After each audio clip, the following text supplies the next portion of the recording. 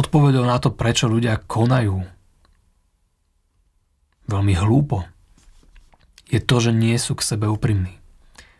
Jednoducho nevidia veci také, aké sú.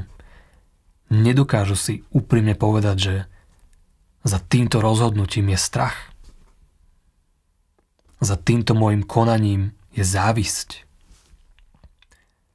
Za týmito mojimi slovami je nenávisť.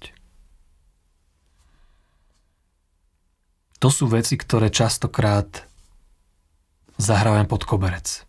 Nechceme ich vidieť, pretože by nás zranili. Priznať si, že niekoho hodnotíme, ohovárame, nadávame na ňo, nemáme ho radi, závidíme mu, alebo sa mu vysmievame.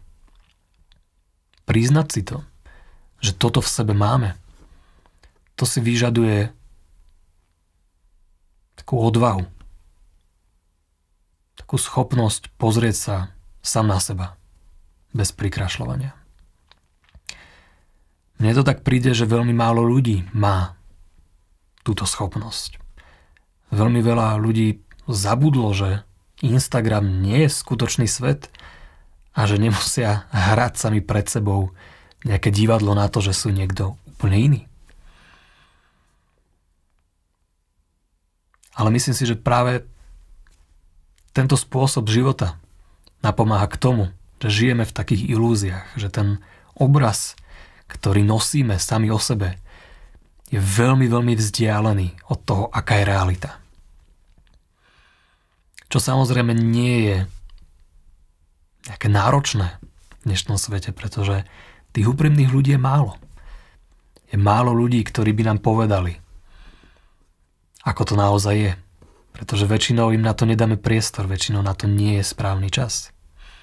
Je veľa ľudí, ktorí budú chváliť nesprávne veci. Veľa ľuďom stačí, že majú pekné auto alebo veľa peňazí a ľudia ich budú chváliť za to, čo nadobudli, za to, aké majú hodinky. A tie veci, ktoré nie sú úplne v poriadku, im radšej nepovedia. Pretože chcú aj oni mať nejaké výhody z nich. Existuje skrátka veľa dôvodov, prečo ľudia nie sú úprimní. No keď nevieme byť úprimní sami k sebe a nevieme si povedať, ako veci naozaj sú, tak sa nikam neposunieme.